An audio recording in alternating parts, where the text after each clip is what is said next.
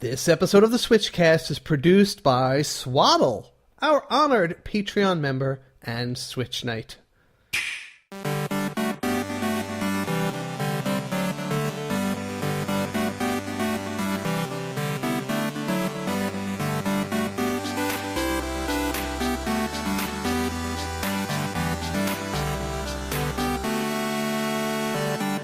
Hi everybody, I'm KC.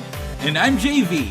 And this is the SwitchCast, the podcast for the Nintendo Switch hipster.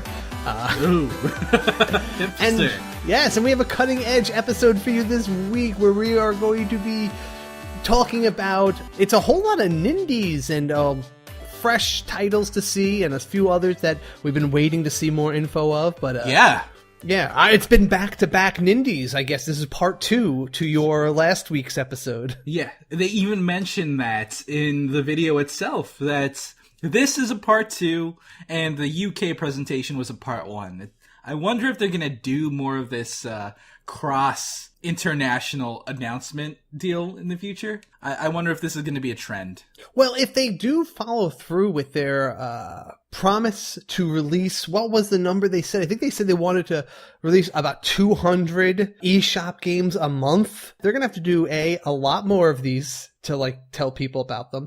And B, it definitely helps to break these things up so that more games get more spotlight time rather than have a trailer that's 50 clips of games that get on screen for half a second each, you know? Yeah, I know what you mean. And I feel like Nintendo's doing a lot to be respectful to Nindies. Hopefully their ambitious release schedule doesn't sabotage that in any way. But a good episode last week, JV. I was about halfway through listening to it. I had enough time to just get through most of it before we recorded today. I wanted to catch up on what you guys had to say about the stuff last week there. It was a bit last minute, to be honest.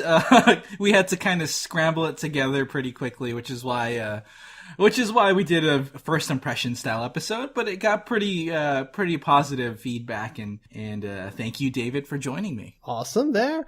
And kind of following up on what I mentioned last time I was here. I haven't ordered the computer yet that you linked me to, but only because I did tell you I would have to measure my current desk to see where it would fit. Right, I remember that. All right.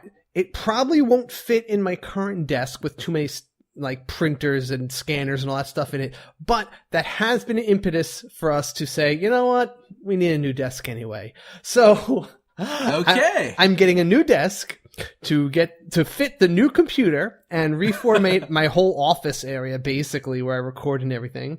And while we're at it, my carpet's kind of raggedy and nasty and stuff. We're like, all right, let's just get a new carpet too.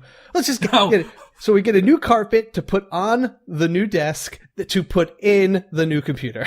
Wow, this new computer was like a domino effect of lifestyle changes for you. It really was. It's going to be a whole new place for me, though, to record and to do, this and to stream. And I might even be borrowing a friend of mine, or a relative of mine's, green screen to put behind me so I can have some different backgrounds than just boring white walls. That's going to be pretty interesting. It's always tricky whether you want to use a green screen or not. It's you don't necessarily need it if you just want to include yourself in the frame in the bottom left corner, but it's still worth tinkering with if you have one. If you're gonna see me, you might as well see me floating in space. Duh. Ooh, yeah, okay, I got you. Have you been playing Pokemon Go by chance? I just wanted to kind of follow up on that. Yeah, I have been. I've been playing more often now than I have before. Okay. And I gotta say, now that we're 3 generations in, and we have that many Pokemon to catch, the game's gotten a lot more fresh to me. When we were starting off, we only had the first generation, and we only had about 120, 130 Pokemon available. But now that we have 300 plus, opening the app and seeing all the different diverse Pokemon is a way more interesting experience. All right, I bring it up for 2 reasons. A, it was a trap. Because now that I know that you're playing it, I'm like, why didn't you add me as a friend, jerk? Oh, no. Ooh, I don't know about that. You have not added me as a friend. And you know what? I've been saving one of the gifts that you could send to the game I've been saving one that I want to send you. It's the last gift I have from Austin, and I'm not. Oh, no way! And I want to send it to you while you're there, just as a weird, stupid kind of, I don't know, meta thing. It's a meta, sentimental, weird type thing. That's awesome. Okay, you know what? We'll do it. Okay. I didn't know you still played. That's the thing. I play for almost daily, pretty much daily. But as I mentioned, Joey, he's very serious into it, and he has his whole podcast going with it.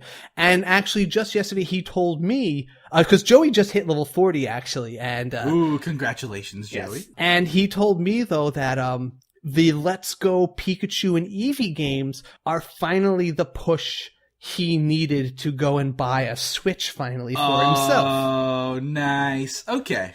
Yeah, that's the thing. The Let's Go games are really kind of a gap to bridge the two, right? It actually has been. A lot of people I know who are not really big console gamers, who are big fans of mobile games in general, but very serious into Pokemon Go. And there's a lot of very serious Pokemon Go players who are pretty much considering buying a Switch solely because they want to expand their Pokemon Go experience in a way that in a way that no other mobile game has really offered them before. It's a very unique integration between a console game and a mobile game.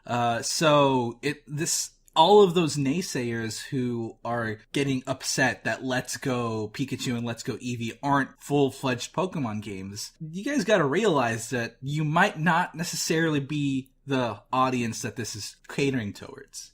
And that's okay. Yes, that's fair. Yes, that's true. The other group of people I know that are really hyped for Let's Go, the Let's Go Pokemon games is people who have only really cared about or played Generation 1 Pokemon. Yep, those darn Gen 1ers. Before the game details came out, several people were asking me, like, is this a remake of Pokemon 1? Is this just going to be like the old school classic thing? And I was like, I didn't think it really is. And it isn't. It is a new and original game, but it really does draw heavily from the Generation 1 setting. And, but it adds a whole bunch of stuff. But I think it has enough of that Gen 1 vibe that they are now interested in it. And that is the reason that some people I know are buying the Switch for that game, for another reason totally. Right.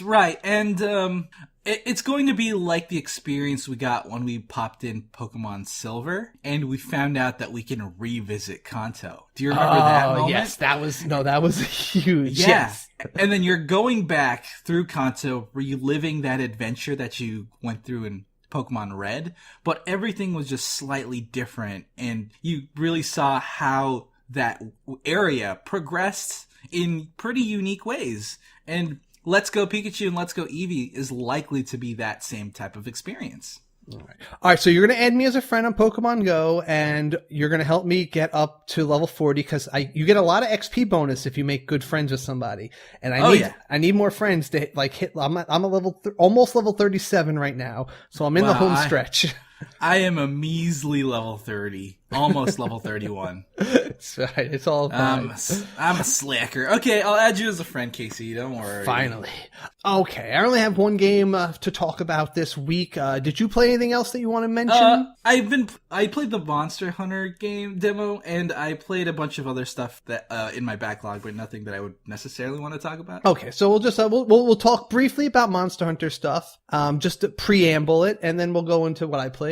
Oh, but looking into the game that you want to play, it seems like it's relevant anyway, because it's one of the games that we talked about last week in the Indie Showcase. Oh, okay, great. Yeah. That works.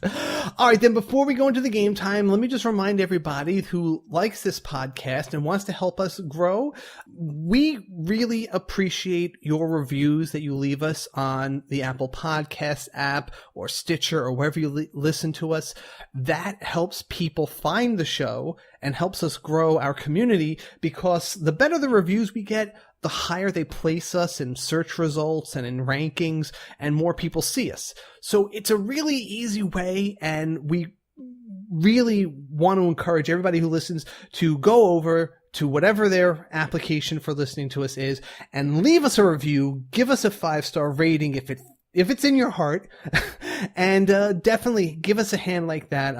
I like to make this push every couple of weeks because it's really that important. So if you haven't done it before, definitely go down there right now. It really is, and I definitely don't want to continuously push reviews, but I have to say, whenever we get a number of reviews on podcasts, Apple Podcasts or whichever, we do notice a bump in community members joining us. So if you want to grow the community, that's such a quick and monetary free way to support.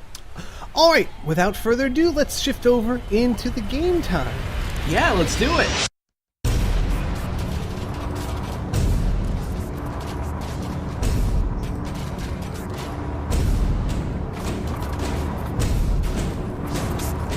All right, game time. Let's quickly get through some of this. First off, I just wanted to touch upon a little follow-up. I actually got through and beat 2064 Read-Only Memories, the visual novel I was very happy with last time. And it's not often I get to finish a game in time, completely finish a game in time to tell everyone my opinions of it on the podcast. Oh, yeah? And I just kind of wanted to confirm for everybody that the game concludes as intensely as I had said it was going. Like I said, like in the last chapter I'd gotten through, things were really getting tense and crazy stuff was happening. There was lots of twists.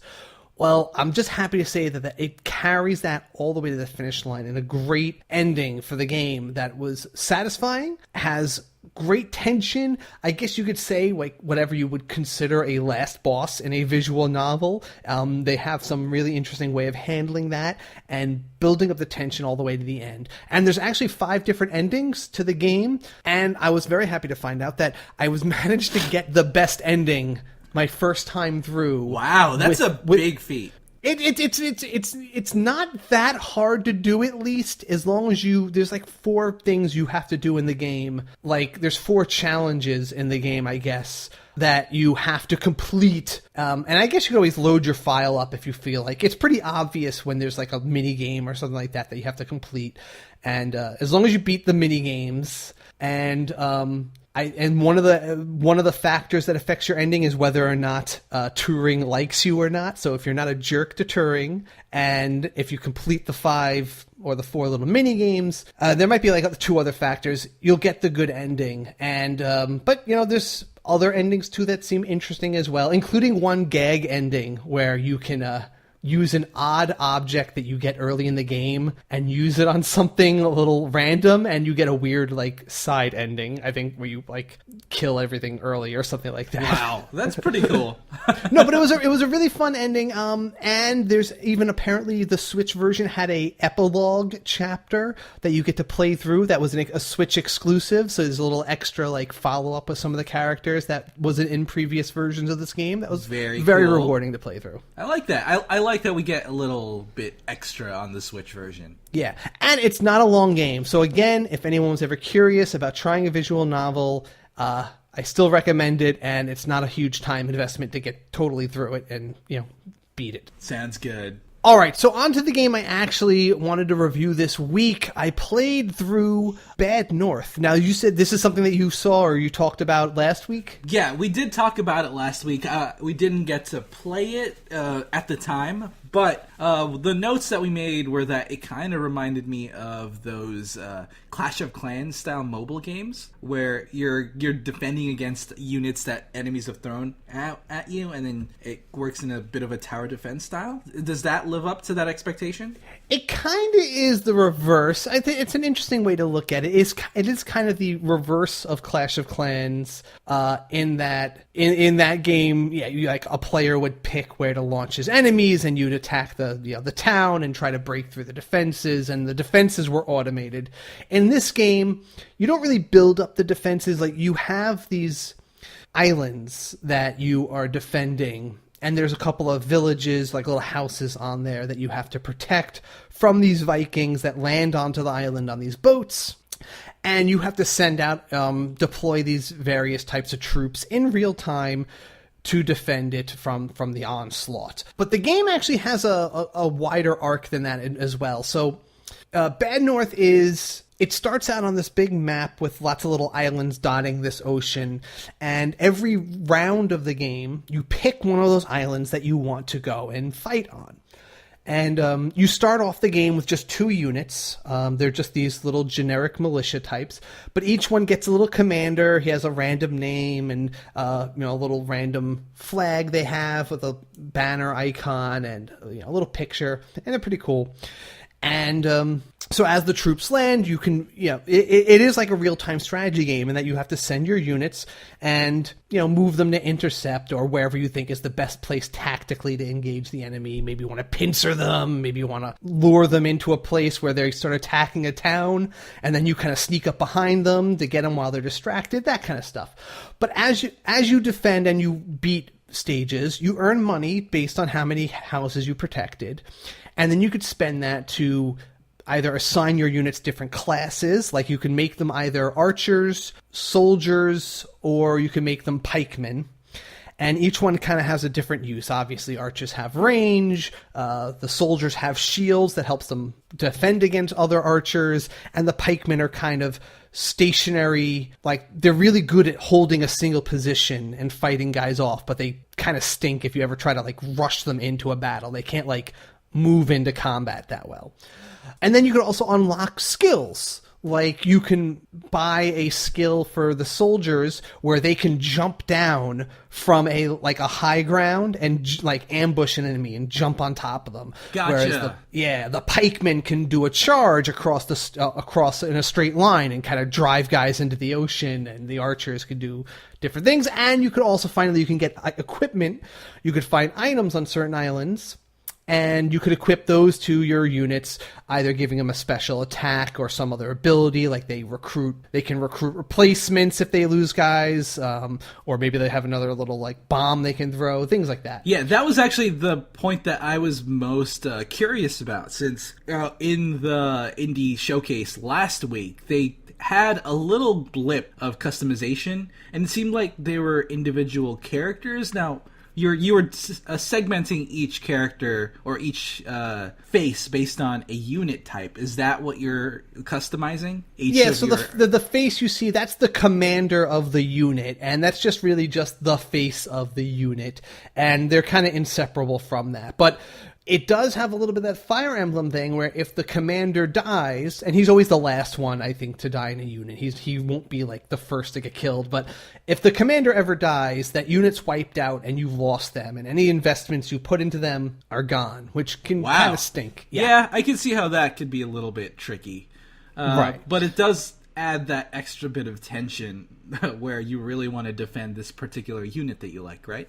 Right. And so part of the game strategy is that you can actually send your units to heal up in the towns. So maybe you're like, okay, go, these other units will cover you while you go and heal up there. And having more leaders like that is actually important because, basically, like I said, the game is broken down into turns. And each turn you could send X number, up to 4 of your commanders to defend an island. But let's say you have more than 4 commanders, or maybe you only send 2 to fight an island and you have 2 left over. You can try to conquer 2 different islands in a single turn. And the reason this is important is because every turn after it goes by, there's like this, the game doesn't actually explain it, but it seems like there's a wave of evil or destruction. Something happens where a line expands where you can never go back to. These islands are never revisitable after a certain point. So you kind of have to keep conquering ahead of this wave of this black tide, I guess you could call it. And so if you ever don't conquer enough, you might get caught behind that, and then you'd lose long-term that way. Also, at the same time, certain islands allow you to recruit a new commander, and some islands they mark as a place where you can get a new piece of equipment. But you might have to be like, oh, well, the commander's all the way on this side of the map, and the item's on this side of the map, and I really only have enough time to fight my way to one of them. Which way do I go? Right? You might have to choose which one, or you might try to split up your forces and go in both directions, but that just might increase your chances of losing everybody. So, right. There's that issue. But the actual action and the combat's pretty cool because the enemies have a lot of different variety of units too. So when they come up on these boats, they show up in these long boats. There's enemies that are just swordsmen. There's archers. Sometimes there's these giant brutes that are just impossible to kill, and they just come on shore and they like throw half your unit into the ocean with one swing, and you really have to figure out how to handle these guys fast, or they'll just mop you up. And after a certain point in the game, the challenge really spikes. Like, it gets very difficult. I've been playing it on hard mode, but I would not blame anyone for playing it on normal difficulty because it gets kind of ridiculously hard. So you have to be very careful about how you upgrade your units and what order you upgrade your units in. Like, you might not want archers right away. You might only want them really late in the game.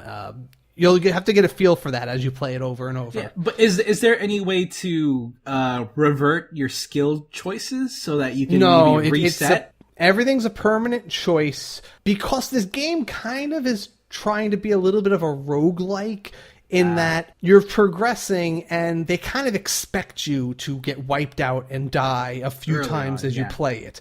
And the first couple times you play, you're going to make horrible decisions and you're going to realize, early on you might realize that you really need soldiers because there's a certain stage you might hit where everyone's an archer that comes at you, and soldiers are the only units that can kind of just stand there and don't care about archers. They just have the shields, and if you don't have any soldiers, the archers might just wipe out your forces before you even know it happened. So it's a learning experience, and you have to kind of learn what beats what and how to use the different strategies to most efficiently take out the enemies. So I'm assuming this game isn't necessarily for people who aren't familiar with the classical strategy and tactics style games, right? No, it's actually pretty approachable. Like I said, there's only those 3 types of units you have to worry about. Right. And it's just about getting over that learning curve because the game doesn't explain to you a lot of the kind of is a little bit of annoying because I feel like that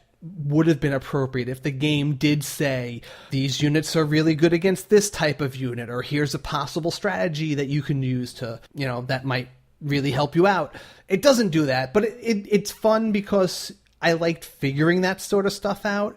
But I feel like, casual players might not catch on to that or might frustrate them. But I still think they'll catch on. They just won't catch on quite as quickly as maybe an experienced strategy gamer. Okay. So overall, do you think this whole package was worth the price that you got it for? Now, the main thing I want to say about this game is that, as I said, it's kind of a roguelike thing. Right. It's procedurally generated. Every time you play it, it's a random characters you get, and the map is different, and the enemies you fight on any given stage are randomly generated, which I feel like is, again, another sign of this thing that I don't think this is necessary for as many games as use it. I feel like this would have been a game I would have given an A+ to if it was just, here are some design stages we've made with some challenges that you can face and you know what to expect and you can figure out the right counter strategy for. But instead, you go to these stages, you don't know what's coming at you, and you might choose to bring in the completely wrong loadout of soldiers and units and get wiped out. And since you get wiped out, and since it's a roguelike, you start all over again if you make one bad call like that. Yeah, and that doesn't sound ideal. It's more punishing than this game needs to be. And I think it could have appealed more to especially casual players if it wasn't so punishing. It doesn't feel like the right fit. And again, it's just these games that use procedural generation as a way to create longevity in gameplay as almost like a shortcut. I feel like it should have been a game that could have just been designed with challenges and stages rather than just say, oh, there's infinite stages, but it's an unfair and random challenge that I feel like you're kind of being put up against. And I've noticed this being a trend with these styles of games. I feel like procedural generation might be becoming a bit more of an excuse to not have to design levels with any sort of planning in mind. Exactly. Now, I do know that procedural generation does require some degree of planning because, you want to be able to have some sort of criteria to where to spawn which enemies and at what time, but it does seem like it's becoming a way to pad out your numbers a little bit more. Yeah, which might not be ideal. All they really had to do to kind of smooth this over is at least give me a idea at the beginning of a stage what type of enemies I'm fighting. Like, say, you're going to see 60% of these brutes, you're going to get 20% archers. And so you can plan it a little bit ahead of time? A little bit, right. Maybe I don't know what order they're coming in, but at least it kind of reminds me of, what was that game?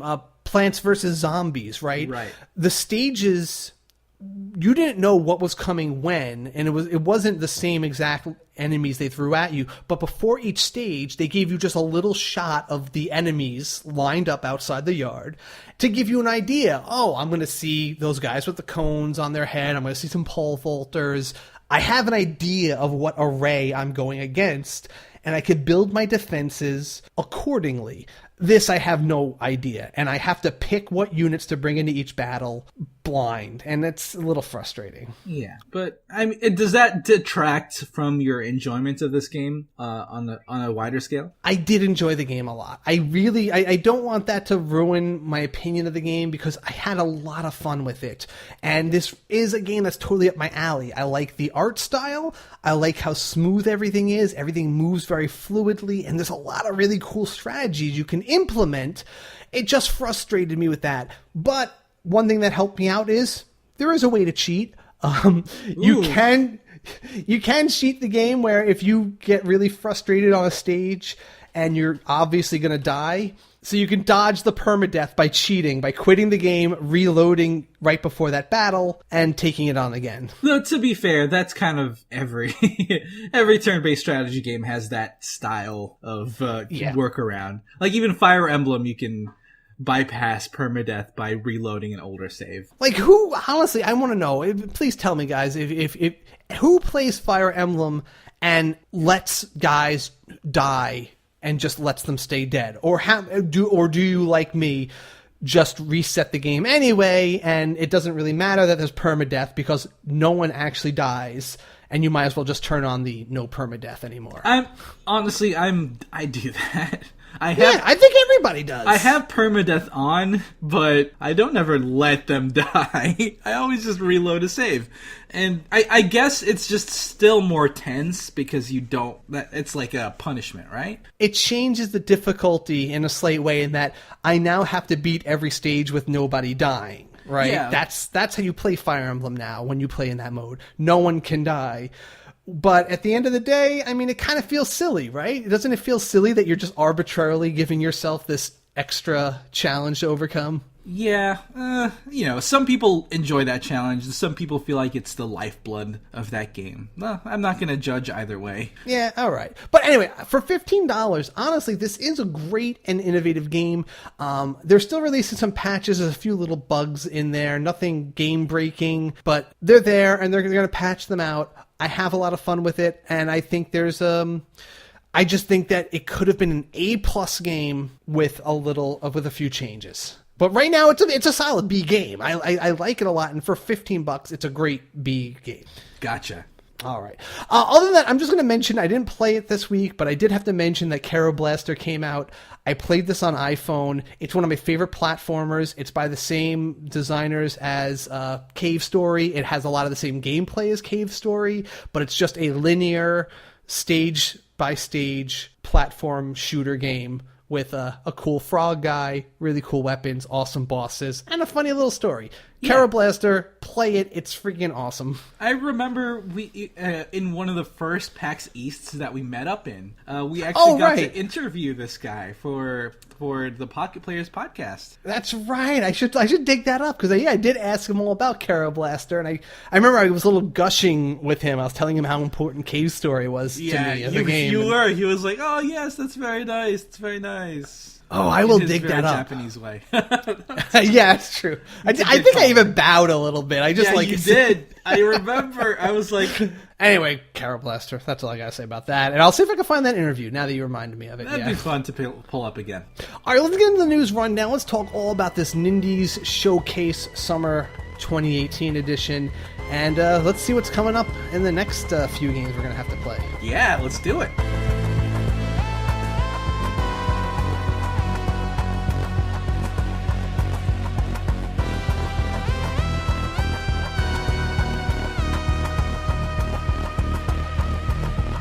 All right, news rundown, and here is your Nindies Showcase rundown.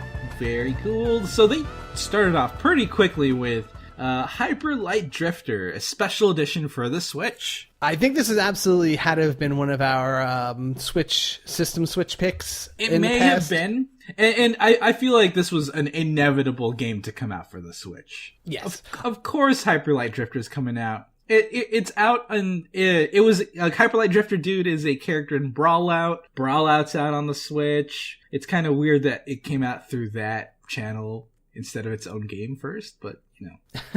Honestly, one of the other things I want to mention is that game I played, Phantom Trigger, a while back.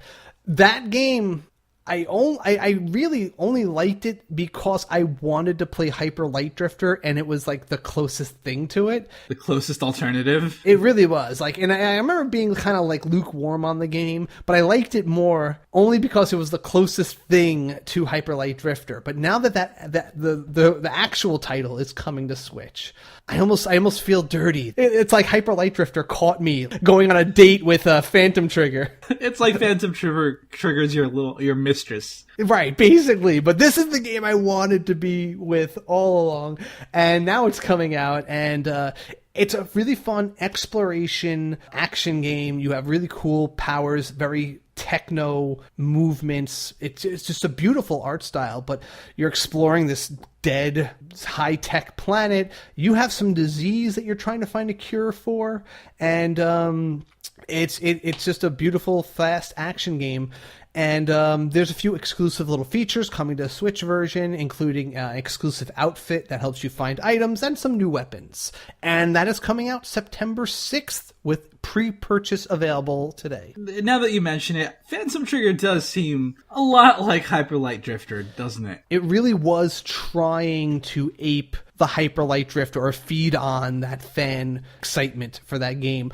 Even now, I didn't know Hyper Light Drifter had to do with a character with the disease that he's trying to cure, and that ties into the story of Phantom Trigger as well. Even though its story was a little different and it had a weird little fight club thing going on with a guy fighting his own alter ego in the storyline, but it feels more and more as I learned about Hyper Light Drifter that it really was trying to be the poor man's Hyper Light Drifter.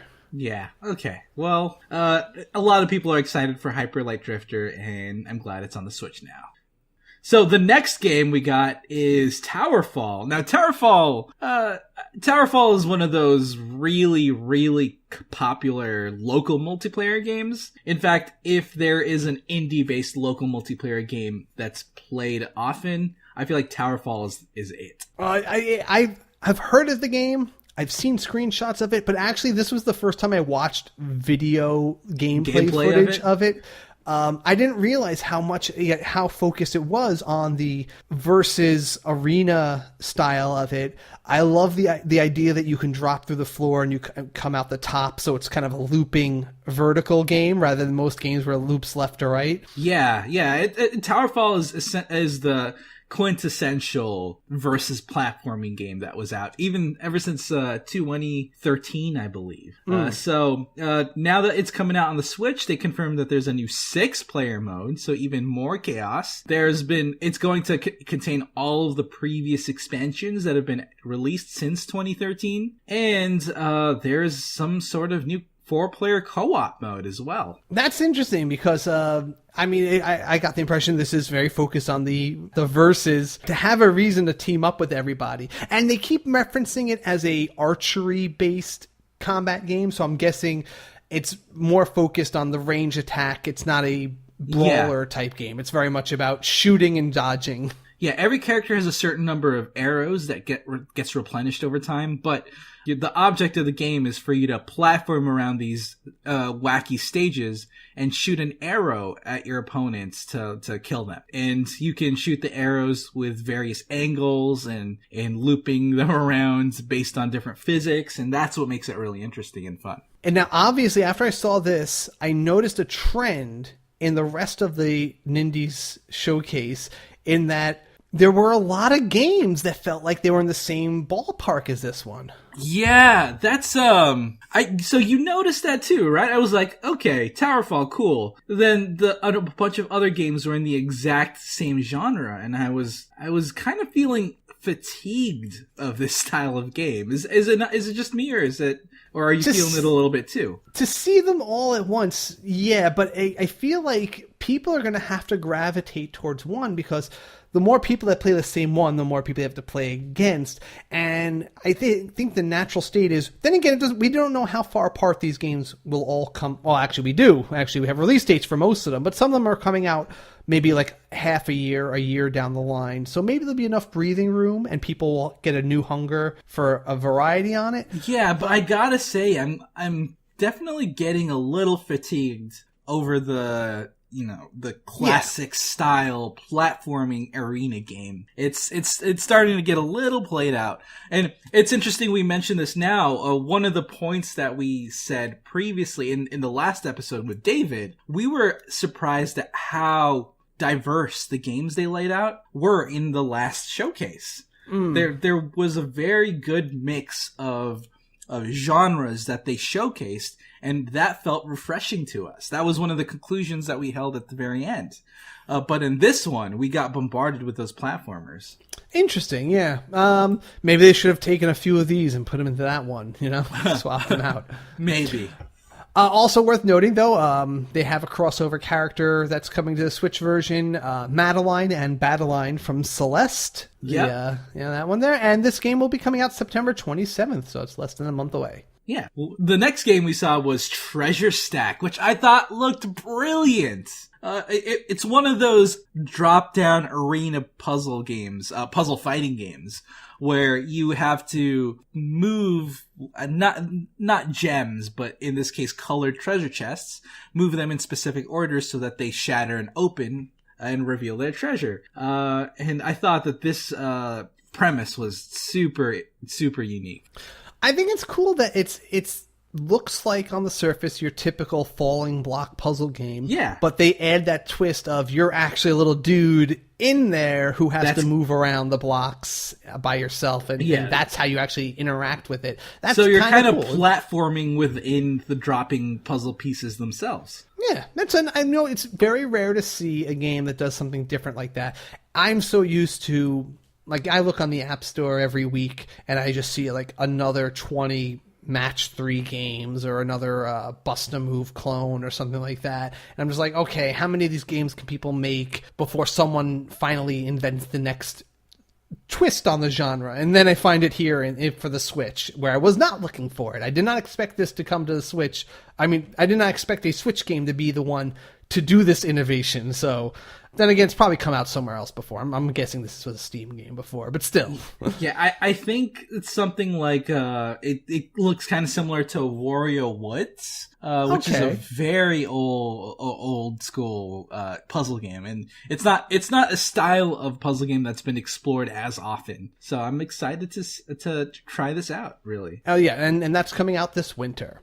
Yep. And it has cross-platform play, so you're not necessarily tethered to just playing with Switch folks. I'm sure it'll be everybody but Sony PlayStation players. Oh, yeah, I'm sure.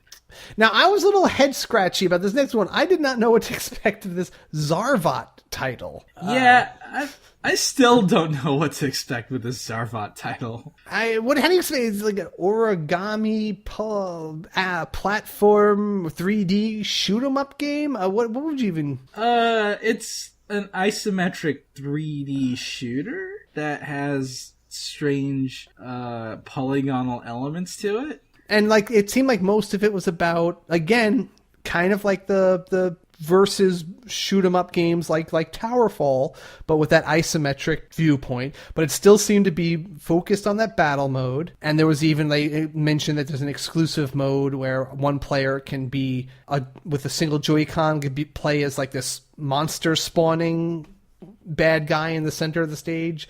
Now, it does look like there is a single-player mode where you're kind of going through dungeons using this control scheme, which looks pretty interesting. But yeah, it does seem to also have a focus on multiplayer. Yeah, so I'm not sure. I'm going to have to see more about this one. But, I the art style, I have to say, is pretty intriguing. That's what I think looks most interesting to me. Okay, it looks all right.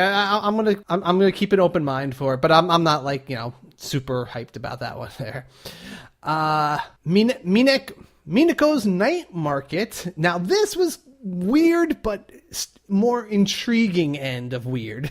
Yeah, so Minako's Night Market looks kind of like a Stardew Valley Harvest Moon style game where you're raising and going on special events centered around cats. Literally, you're farming cats from the ground and then using them to race in events. It looks pretty interesting, and the art style is what really struck me because they heavily went in on the cute and adorable in this game. Yeah, it really is. Very cute character designs. Kind of looks like those paper cutout kind of characters, that kind of animation. But I think it looks pretty cool. I'm curious what kind of players are going to be taken for this one. It definitely looks like it has some substance, but yeah, and it seems like they mentioned a 20-hour story, so it looks like there is a narrative built into this instead of just being completely open and free. That's fine because there's enough games out there that have infinite hundreds of hours of game time for people that this can be a game that has that Harvest Moon style, but still has like a 20-hour storyline to complete. Yeah. Anyway, that's coming out early 2019. Now, I have to talk about this one because I've told you several times the story of the game at PAX East years ago. It was an arcade machine where it was these ninjas or samurai jumping off of walls. It was slashing each other, and everyone had 3 bullets to shoot each other. It was an arcade game that I played for hours at PAX East one night when I was like leaving the con for the night, and the concert was still going on. But I found this game, and there was like a circle of 10 people playing it, and we played it for hours and hours. And the next day, when I forgot what it was called, I went back to try to find it, and it was gone. And I've always been trying to remember what that game was. It was Samurai Gun. Dun dun dun! Finally! Yeah, and I saw this Samurai Gun 2 in the Nindies Direct here, and I was like, that's the game! Oh my gosh, it's finally here! And it's another Towerfall type game. Yep. Yeah, it's definitely a genre that's filling out quite a bit. Now, what makes Samurai Gun especially different is that they have a bit of a story mode. They have a dedicated comic, which I found to be interesting, and the aesthetic is pretty cool too. Now, differentiating the gameplay a little bit from the way Towerfall works, where that's very based on the archery. Samurai Gun, each character, at least in the versus mode, gets 3 bullets, period. Like, that's it. You shoot those, you're out. And other than that, you're supposed to rely on your sword. And there's actually a lot of like sword clashing. So like if 2 players like swipe at the same time, you'll do a really cool little effect where they clash and they bounce off of each other, and it can make things really intense, especially when someone's like holding on to that one last bullet and they're just hoping to get the like quick kill with that. But it's actually a very dramatic gameplay style there. Now, how they're going to adapt that to this one-player mode is got me intrigued, and especially if it has like this if it has some sort of co-op involved in it, which it looked like it might have. Yeah, it looks like it's including a co-op mode, which is a good differentiating factor to Towerfall. Right. But honestly, of all the ones of this genre that we saw, this would probably be the one that I'm personally most excited for just because it's of that story. It's haunted me. This is the game that's been haunting me forever, and you didn't even know what it was called until I now. didn't know what it was called. Yeah, and now I find the sequel. So I'm putting my money on this is the one I'm gonna back personally. That's cool. And that's coming early 2019, so we still have quite a while before that actually gets here still. Yeah. So the next one is called Bullet Age. And do you know anything about this one, Casey? It just looked kind of like a co-op shooter. Kind of reminded me of like a Metal Slug in more of a... yeah, so the art style really reminded me of Scribblenauts. Do you get that too? A little bit. Like it's like that paper animated kind of flash animation style of characters. Yeah, the way the characters move, the way the objects move, and the shading of each of the units reminds me very heavily of Scribblenauts. Okay, I can get that. Yeah, but it's a little more like a little darker, a little more serious than that. Of course. Yeah. But I didn't see anything that particularly stuck out to me, but it's a co-op shooter game, which is always kind of fun. Coming out in November 2018. The next one was The World Next Door. So this one seems to be a real-time puzzle battle game where you are a character on, I guess, a large platform with runes on the floor, and you're fighting against the opponent utilizing different runes on the floor to cast spells towards your opponent, eventually becoming the victor. It looks like it also has a heavy story component with it as well. Yeah, it looked like they were you kind of had this feeling that you're like an ordinary human who's visited some sort of like magical or otherworldly place, and you're kind of trying to pass yourself off as one of them, and they let you make decisions in the storyline that do affect how it unfolds, and I guess that'll also affect what kind of battles you get into and who you'll have to fight in the end. So it's kind of interesting to mix those two things together like that. The puzzle battles do look kind of simplistic to me. It doesn't seem like there might be some hidden depth to it, but to me, based on what we see, it doesn't seem like there's that much to it. And I feel like the primary focus was the story, and the puzzle aspect was just an afterthought. But, I'll keep an open mind on this one. Okay, interesting. All right, so this one is interesting now because this is by Butterscotch Shenanigans, which I love as a company, actually. They made Crashlands on... it was a Steam game that came to iPhone a while back, and I played the heck out of that game. And... a little bit of what that game was has kind of bled into this game called Levelhead. And one of those digital faces is actually the primary character for Levelhead, right? So Levelhead is kind of like, it kind of answers that call people have been having for a Mario Maker on the Switch. Because this is a game, as the name implies, it's basically a game about creating your own custom levels that you can upload for other people to play and to take on other platforming stages. But it looks like they've gone a little step further. It has, in addition to just levels for one player to take on, it looks like 4 players can simultaneously be running on a stage, and you can make it a rush mode. There's even simultaneous stage designing where all 4 people can be trying to create the stage together and working on different parts of it at the same time. Yeah, that seems pretty fun to me. Because the way Crashlands worked, Crashlands was kind of like a Minecraft, like a top-down, like a survival Minecraft game.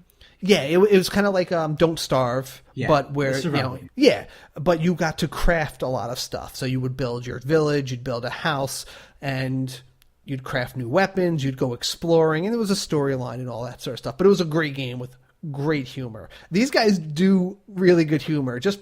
You should look at the commercial or the trailer for this game, as well as go look at the Crashlands trailer, because the Crashlands trailer, I laughed every time. It's really good. It's just over the top. Based on the trailer for this one, the mood and their humor is really, really appealing.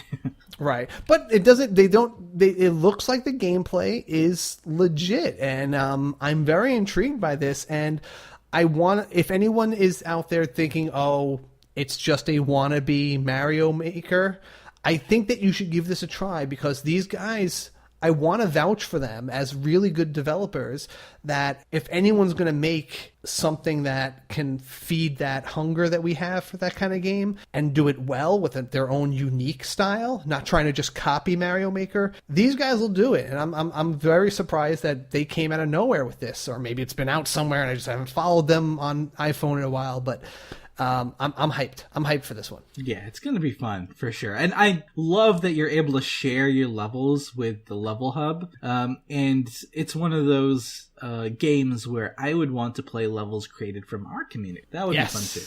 Very cool. Definitely. So the next game is another one of those arena platforming games called King of the Hats. What makes this special is that you are a character throwing around a hat at the enemy. Yes. I guess that's all I got out of it too, honestly. Yeah, it has a pretty cute art style. The animations are clean. But so, I mean, that's really all we can say, right? Coming out early 2019. Yeah, so woo, yay, cool platforming arena fighting game.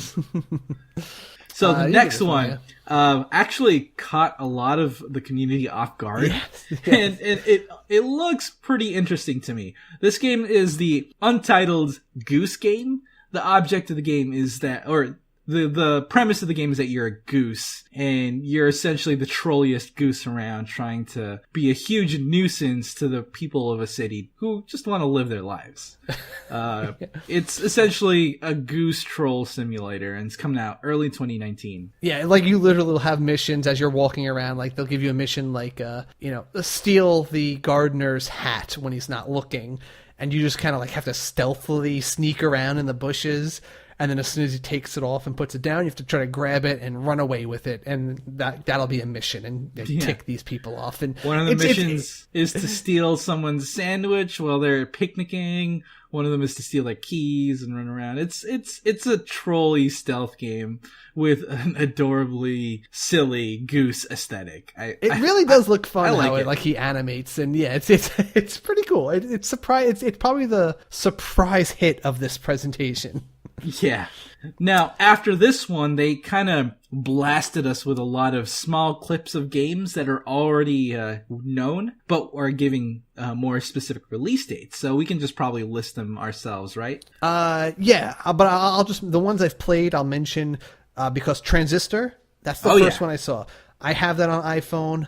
I love this game. It's kind of like the evolution of Bastion. It has this narrator, but he's like in the game. He's this great, most memorable voice in gaming to me. Sometimes it's the voice of your sword, and it's kind of like it has like MOBA controls, but it's a PvE game in a really cool cyberpunk future. And I have to say the soundtrack for Transistor is beautiful. Yes. The art style and the soundtrack is just something that I would listen to outside of the game. Definitely. It actually had a really strong selling soundtrack that sold separately. That was very popular. Yeah. So that one's coming out on November. The precursor, Bastion, that's coming out on September 13th. Dragon Mark for Death is the Inti Creates one that the multiplayer game that we're looking forward to. That one's coming out in December. Really want that one. Really want that one. I do too. We were there at PAX. I definitely gravitated towards this game, and especially that Dragon Knight character. He looks really cool, and I want everything up for that guy. Jackbox Party Pack 5 is coming out in October. Super Brothers Sword and Sorcery EP is coming out in October. That is one that I played on iPhone also. Another great soundtrack. Yeah, I mean, it even has EP in the name. Yes. But this one is a big deal because it was a huge release on a mobile platform. Yes. And this was one we reviewed quite heavily on the Pocket Players podcast back in the day. That is correct, yeah. But just to give people a quick idea, it's kind of like a point-and-click adventure, but without menus. It's very much just you're like a warrior wandering in this forest trying to collect these mystical objects. It's all told... Well, most of it's told without words and just kind of like things you see and the way people interact with you. You kind of figure out what's going on just by the way people sound things to you. And Yeah, you just kind of got to figure it out. It's very atmospheric, and I don't know. Yeah, the music is quite hauntingly good.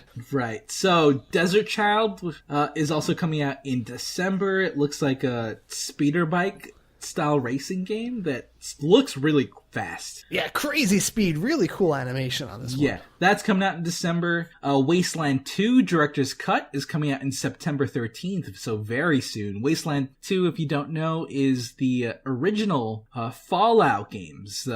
So if you like the Fallout games and you want to know kind of its origins before Fallout was Fallout, that's Wasteland 2. There's The Messenger, which is coming out August 30th, which I believe is today. Yes. So that's a big deal. What's an even bigger deal, though, is Undertale, releasing September 18th in 3 weeks. I know Undertale has a huge following, and now we got a release date, too, and a very soon one. Lightfingers is coming out September 20th, and I think that was the last of those quick flashes that they revealed, right? Yeah, what was that game? I forget what Lightfingers was. Lightfingers is this platforming game where it's mostly isometric view, but you're going through the platforming and slowly unraveling the platforms that you're treading through. It looks like it's a multiplayer co-op experience, and that's really all I can say for now. But it has the perspective of something like Mario Wii U game. Do you remember that one? Super Mario 3D Land? Has that perspective instead of being fully 3D like Mario 64 or fully 2D. And the last game that they showed off after a little intermission of another announcement we'll get to was Into the Breach, which is out now. So Into the Breach is okay. I have so much I want to say, and I'm going to say it when I do a full review of this game, because I'm inevitably going to review this for the podcast. Into the Breach is a procedural turn-based strategy game with mechs and monsters from the same people who did FTL, so you know that it's quality. I was so excited for this game. I freaked out when it was announced, and yeah, I'm pumped. I'm hyped. Yes, I liked what I was able to pick up from this trailer of it. I like the idea of it's a turn-based strategy game with mechas fighting monsters. Really cool. Sorry, right there. I got excited. Got a little excited. But there's so much environmental integration into the combat that I feel is something that a lot of strategy games don't do enough of. Little things like I saw a mecha throw a monster into a mountain to do damage. I saw the tides rising to eventually catch other units in the water, things blowing up, like the cities you could actually end up destroying with your attacks if you're not careful. And that's definitely what makes this particular game incredibly interesting. The map that you're moving in is actually a fixed amount. It's a fixed size, and what makes each encounter different is the layout of the environment and the enemies that you fight. So bringing in the units that you're going to take to combat these monsters is really important, but you also have to heavily consider the environment and how to use them. And that's what makes this game interesting and unique, and I was super hyped about this game when it was announced. In fact, they announced the game in a surprise take at the very end of the video, and I made a joke about how I needed this game like today, like now. And then at the very end, they were like, available today! And I was like, oh! Either way, I'm going to dig much deeper into this game once we get a full review going. And that should be very soon. All right, so that's everything in the showcase from today. So let's move into the other news that we have to catch up on from a lot of stuff over the week. And starting off with a new round of Nintendo Labo workshops that will be made available across the country. And so it'll be going around to different cities. And if you have a kid between the ages of 9 and 12 years old, you are encouraged to attend, and admission's free. So basically, this is your way to bring a kid down. They can try out the Toy-Con Variety Kit, and you get to see basically whether or not they like it or not, and you can get an idea of what it is. And this is going to be visiting Phoenix, Knoxville, Orange County, Minneapolis, Baltimore, Charlotte, Philadelphia, Savannah, Denver, and Seattle. So check it out online if you want to see when they're coming to your town and if you want to go take a trip to it. Speaking of Labo, so they just recently announced the vehicle kit will work with Mario Kart 8 Deluxe. So you can actually use the vehicle kit to be a peripheral to play your Mario Kart 8 game on. Yeah, this is a much more complicated piece of hardware or cardboardware in that this has a much bigger steering wheel than the Variety Kit little motorcycle controller, and it also has that pedal, and that's the thing I'm really interested in, is that it looks like the pedal does have the ability for like more granular control of the pedal and the speed, so I'm wondering if you'll actually be able to use that in there to more fine-tune your racing, or if it's just going to be all or nothing like the normal buttons tend to be. This one is a little bit more of an exciting announcement. It looks like Fox McCloud, who was announced to be in Ubisoft's Starlink game, will actually be joined by the whole Star Fox crew. So Falco, Lombardi, Peppy Hare, Sleepy Toad, they're going to show up in Starlink. Whether you get to play as them or not is unknown, but the fact that they're even being mentioned and it looks like they're going to be a part of the story somehow, this makes me feel like Starlink is essentially Star Fox. And I love it. Yeah, it's kind of like the next step after we had Mario and Rabbids teaming up, so now we have another Ubisoft joint in which they have the Star Fox characters crashing one of their IPs. So that's a pretty cool bit there. Now I have to bring up a game I mentioned before that I'm going to be following this title and any little detail that comes out for it, and I was very intrigued by a little bit of information that was shared this week regarding Digimon Survive, and the title makes a little more sense now in that they revealed that the visual novel half of the game, where you make decisions and talk to characters, actually has a much bigger influence in the plot than I had originally understood, in that characters can die off based on the story decisions you make, and they make it sound like Game of Thrones level, like, you know, your friends could just be killed left and right based on where your story goes, and that is a very dark and intriguing angle for this game to be going in. Yeah, so it's really interesting that they're going this direction with Digimon. And I feel like this is a direction that they're going with for the entire franchise as a whole now. They're really skewing Digimon to be a bit more of an adult version of the monster catching genre. With Digimon Adventure Tri delving into this style of this type of topic, and with the Cyber Sleuth games really kind of catering towards a more adult audience than the originals. I feel like they're really targeting our demographic more and more. Yeah, that's a good point, because I've always said that as much as I love the Pokemon games, I feel like I've outgrown certain aspects of them. They've never really taken the story too seriously, and the games have always been kind of childishly easy, at least in the one-player mode, and I've always kind of wanted something a little bit, you know, more, a little deeper to get into there. And Digimon might be homing in on that and answering demand players like us have been calling for. So, I mean, that's why I'm intrigued by this, and I really hope the gameplay follows up with the seriousness of the story, and it is also willing to push the challenge level a little harder as well, and make that half of it just as grown up as this story mode seems to be. Yeah, it's a really good way to differentiate itself from Pokemon, and making sure that they're not really competing with each other anymore in terms of audience and style. In Mario Party news, we have word that they're actually releasing a special bundled version of the game that will come with an additional Joy-Con with some special little neon green and pink colors on them. But that ties into the fact that the game has actually been revealed to be only compatible with Joy-Con controllers. No Pro controllers or anything like that is going to be involved.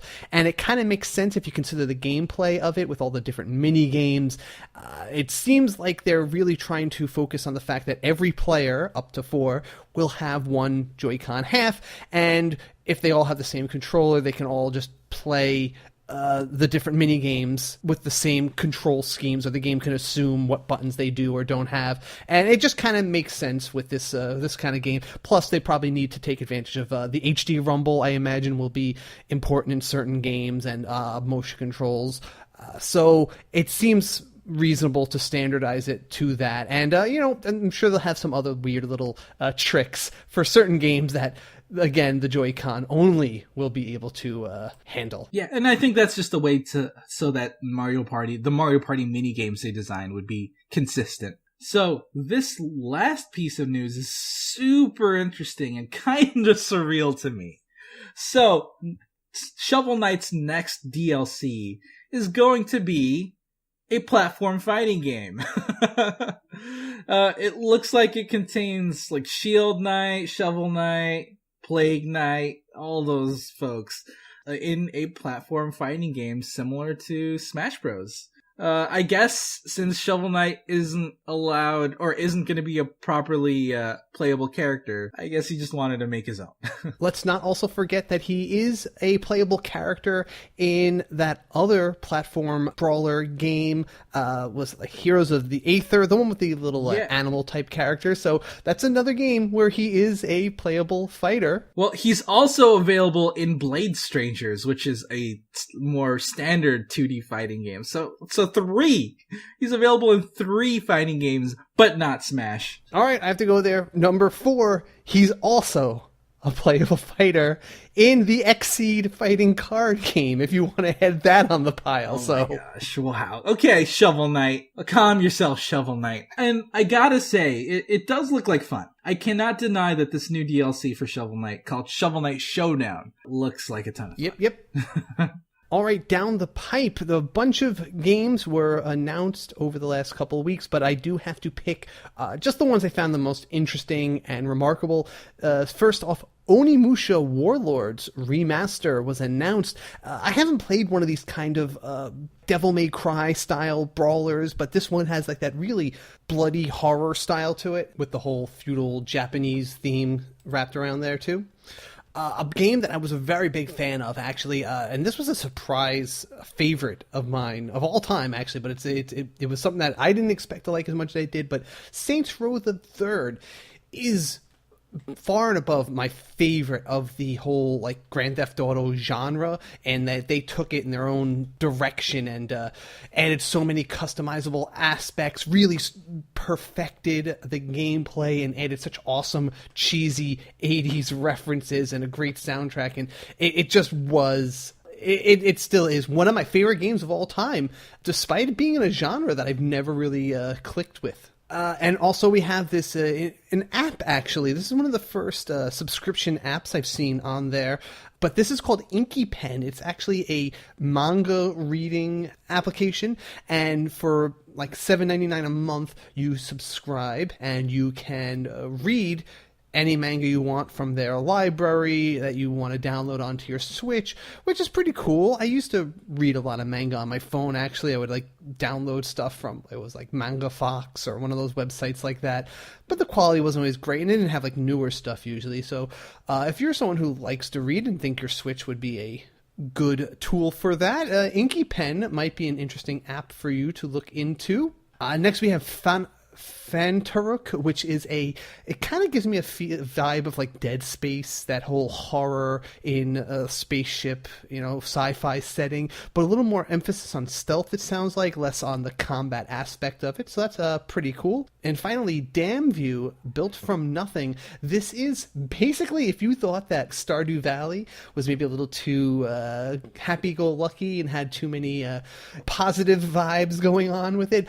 Damview is the opposite. This is a game with the same kind of sandbox, town exploration, and building up your character and their life in this little simulation, but it's set in a very dank urban environment, very downtrodden people struggling to survive. There's gang fights, despite the fact that all the characters are little like anthropomorphs, little bears and other like humanoid animal people, and you're going to try to survive in this town and thrive in a kind of this very depressing setting, and it's supposed to be a little bit of a harder look, but something that I haven't seen done with this genre, so I definitely have to give it a look just for what they're doing with this. I'm actually kind of interested to pick this up, Casey. Alright, so for the new releases on August 30th, which is today, we are getting Fantaruk, which we just talked about, Chicky Chicky Boxy Racers, Haunted Dungeons, Hyaki Castle, Real Politics, Instant Tennis, Azure Reflections, Pick-a-Pix Deluxe Giant Puzzles 3, The Video Kid, Shikondo Soul Eater, Fall of Light's Darkest Edition, Freedom Planet, and The Messenger. On August 31st, we are getting Dust an Elysian Tale, and on September 4th, we are getting Claws of Furry, Planet Alpha, God Wars, The Complete Legend, God Wars, The Labyrinth of Yomi, Son of a Witch, Moonfall Ultimate, and Ninjin, Clash of Carrots. All right, let's bring the show to a conclusion with our Community Pulse and our System Switch picks of the week.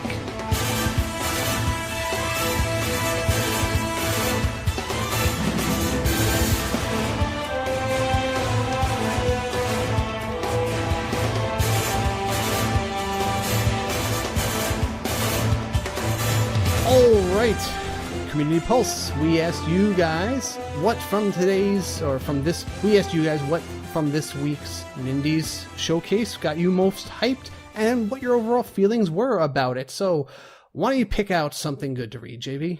All right. So it looks like there was a bit of excitement, yet also a level of disappointment going on here. From Jeffrey M. Batson, he says, a few great titles were shown, but all in all, I wasn't too excited about the games announced. Those few titles were definitely worth watching the whole showcase for, but the previous showcase had more titles I could appreciate. And I feel like that kind of touches on the genre fatigue that we talked about previously. The last showcase had a lot of unique and different genres that it's exploring, but this one had a lot of repetition, which I can see why people might be disappointed by it. Yeah, no, that can hurt. That can definitely hurt.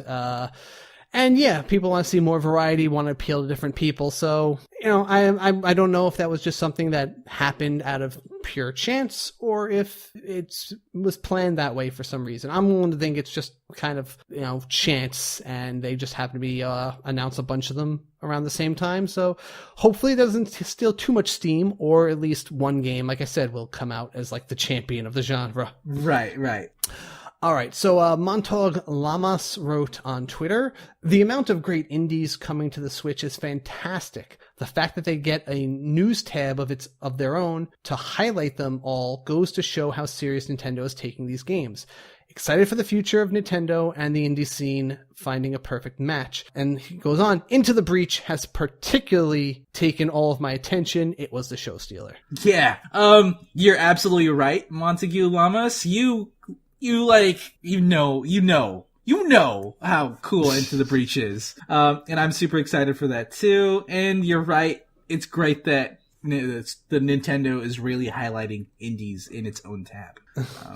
Another really good comment comes from Chewy Plays Nintendo. He says, I thought it was fine. Many cool indies are on the way. I just think overall, I'm getting less hyped about indies and third parties because I'm at the point where I expect cool indies and third parties to be on the way. It just doesn't feel like news now, Interesting. Yeah, I thought that was a really interesting perspective because we are at the point where indies and third party games are just gonna come to the Switch. This is a privileged position that we were not in during the Wii and Wii U eras. And I guess we don't necessarily have to make as big a deal about it now because it is part of the expectation, right? I don't know. I mean, like, at the same time, I just feel like it's not necessarily the fact that they are Nindies or not. It's the fact, in fact, they haven't even been using that word Nindies. I feel like they just call them the indie titles now, but it's the fact that when they make these announcements, there's so much more of a chance for something so unexpected or unusual to come out. That's the angle that I get excited for them, is that they're the smaller budget games, but there's that more chance of something that's really unusual and to come out that'll surprise me in a happy way. So that's what I get excited for. That's why I look for these. I want to see that thing that I did not think was going to ever become a game. Baby Boy the King wrote, Moonlighter, Undertale, most importantly, Wasteland 2. With all the games coming to the Switch this year, and with Fire Emblem and more coming next, Nintendo is on fire. Now, if they could actually go full good guy so they could stop getting bad press, they would control the world. I'm not sure what they mean by full good guy. I'm not sure either, but yeah, okay. But I agree. Moonlighter's great. That's coming out very soon. Undertale is a big deal too. And I am so glad you recognize how big a deal Wasteland 2 is. I feel like that's going to go under the radar just because it doesn't have that Fallout name associated with it right now. That's something that people should really check out. All right. You want to wrap things up with our System Switch picks for the week? Yeah. So my System Switch, Monster Hunter just came out a day or two ago, and I really love that genre. And one really interesting entry into that genre is a classic PSP game called God Eater. This came out during the time when the Monster Hunter games kind of migrated over to the DS and the 3DS. And we weren't really getting any new Monster Hunter games on the PSP, so of course, Bandai Namco came in to fill that void. God Eater has a very similar premise to Monster Hunter, but it does take place in a bit more of a sci-fi technological world, and that's kind of what made me a bit excited about the game back then. It's kind of a post-apocalyptic setting, right? Right. It is a post-apocalyptic setting where the world is being ransacked by monsters. I believe they're called Aragami, and you are God Eaters that are going out to exterminate these Aragami. It's definitely a different tone than Monster Hunter, and I dug it. It's not a franchise that's really picking up recently, but it's a good one to explore. All right, cool. I wanted to pick a Monster Hunter type game that I felt did something more fantastical with the genre. I like the ability to have all the characters that do their own little thing, but I wanted more, a little more magic and mysticism. So I actually went with, even though I didn't like this game, but I liked the idea of it, was Final Fantasy Explorers, which took the Final Fantasy class tropes and made them the jobs, like white mage, black mage, you can mix spells, you had thieves, you had warriors, all the classic Final Fantasy classes, and there were ways to mix job abilities, and I just didn't like how they went all in with like the Final Fantasy like nostalgia. You could summon Cloud and Squall and all that sort of stuff, and I was like, nah, just let this game be its own thing. But I like the world it had, I like the exploration. I just would like them to do something a little more fantasy monster hunting with like classic monsters that we know. Like I liked fighting Marlboros and giant summons and Bahamuts and behemoths and that kind of stuff. So I picked up Final Fantasy Explorers 2, and I gotta say I enjoyed it, but I can't like praise it as much as some people. It feels like it should be a good game, but there's not that much depth to it that you can really sink your teeth into. Like exactly. Like Monster Hunter. It did come up short, but I would like to see someone do something like that on the Switch. Yeah, because I thought the fundamental gameplay and the classes felt like it would fit a Monster Hunter style game. And the fundamental game I thought was pretty fun, but just overall the customization and the various options you have was limited. Right. So anyway, that's our episode this week then, I guess, huh? Yeah. Welcome back, KC. I am going to PAX West literally tomorrow, so I might just listen to this podcast on the flight if you can edit it in time. I will try my best, but I hope to do so. But until that time, switch it up. Thanks for listening. You can support the SwitchCast by visiting us at patreon.com/theswitchcast and join the review crew by rating us and subscribing on Apple Podcasts or wherever you get your podcasts from. Also check out our Discord chat where we have an enthusiastic bunch of Switch fans in a family-friendly environment. Also join our Facebook group for daily discussion and quite a bit of activity towards the Switch itself. You can also contact us directly via email at kc@theswitchcast.com and jv@theswitchcast.com. Talk to us on Twitter @theswitchcast. Thank you, HeatleyBros, for the theme music. And check us out on our website at theswitchcast.com, where we will post all relevant links and show notes.